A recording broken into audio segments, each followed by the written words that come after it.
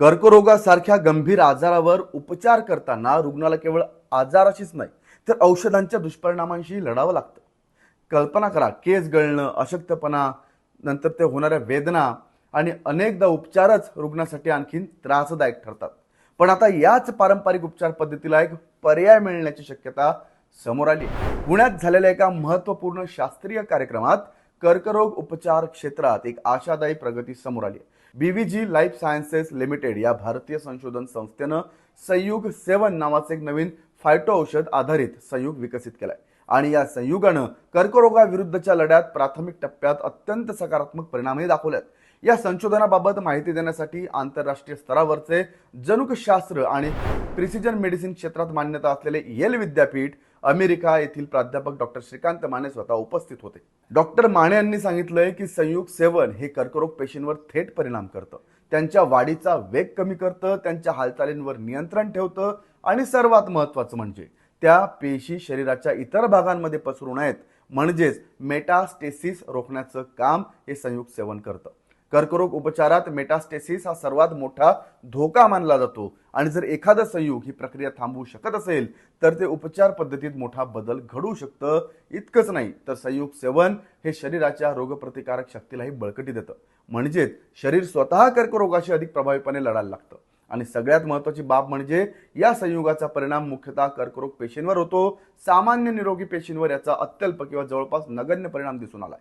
यामुळे भविष्यात कमी दुष्परिणाम असलेले अधिक सुरक्षित आणि लक्षित उपचार विकसित होण्याची शक्यता या संयुग 7मुळे वाढली. या कार्यक्रमाचं आयोजन हे पुण्यातल्या यशदा इथं करण्यात आलं होतं. बीव्हीजी लाईफ सायन्सेस लिमिटेड आणि श्रीमंत दगडूशेठ हलवाई गणपती ट्रस्ट यांच्या संयुक्त विद्यमानानं हा कार्यक्रम पार पडला.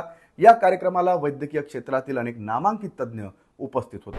बीव्हीजी समूहाचे संस्थापक हनुमंतराव गायकवाड, ट्रस्टचे अध्यक्ष सुनील रासने, बीव्हीजी लाईफ सायन्सेसच्या संचालिका डॉक्टर जयश्री द्रविड, प्रख्यात gastroenterologist doctor Vinay Thorat, neurologist doctor Suresh Patankar तसंच विविध वैद्यकीय महाविद्यालयांचे विभाग प्रमुख आणि 200 डॉक्टर जे त्यात सहभागी झाले होते.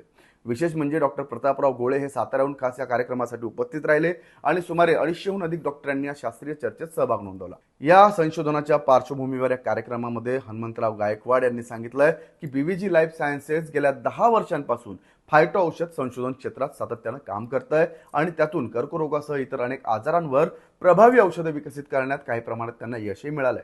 त्यांनी विश्वास व्यक्त केला की या नव्या संशोधनामुळे भारतातल्या कर्करोग रुग्णांना उपचाराच्या क्षेत्रात एक नवी आशा मिळू शकते.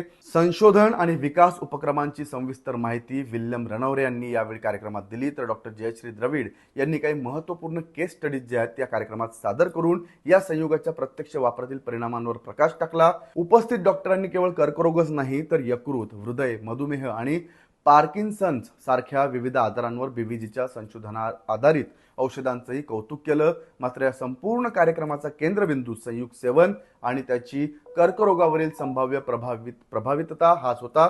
एकूणच कर्करोग उपचाराच्या क्षेत्रात सुरक्षित, कमी दुष्परिणाम असलेलं आणि अधिक परिणामकारक पर्याय शोधण्याचा हा प्रयत्न सुरू आहे. त्यामध्ये संयुग 7 एक महत्त्वाचं पाऊल ठरू शकतं. पुढील संशोधन, क्लिनिकल ट्रायल्स आणि अधिक व्यापक चाचण्यांनंतरच याची अंतिम प्रभावीता स्पष्ट होईल. पण सध्याच्या निष्कर्षांवरून एवढं नक्की म्हणता येईल की कर्करोगाविरुद्धच्या लढ्यात विज्ञानानं पुन्हा एकदा आशेचा किरण दाखवलाय आणि बीव्हीजी समूहानं यामध्ये आपलं एक कौतुकास्पद पाऊल जे आहे ते पुढे टाकलंय. तुम्हाला याबद्दल काय वाटतं कमेंट करून नक्की सांगा आणि पाहत राहा लेट्स अप मराठी.